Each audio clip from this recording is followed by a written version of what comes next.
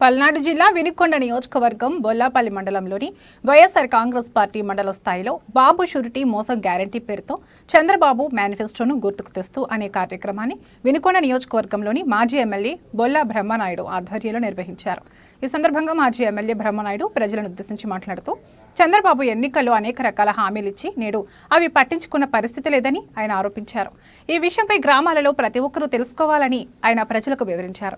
అదేవిధంగా వైఎస్ఆర్ కాంగ్రెస్ పార్టీ ప్రభుత్వంలో జరిగిన సంక్షేమ పథకాల గురించి తెలియజేశారు. రాష్ట్రంలో కూటమి ప్రభుత్వం అధికారంలోకి వచ్చిన తర్వాత రైతులు తీవ్రంగా నష్టపోతున్నారని, కనీసం పంటలకు మద్దతు ధరను కల్పించలేని ఆయన ఆరోపించారు.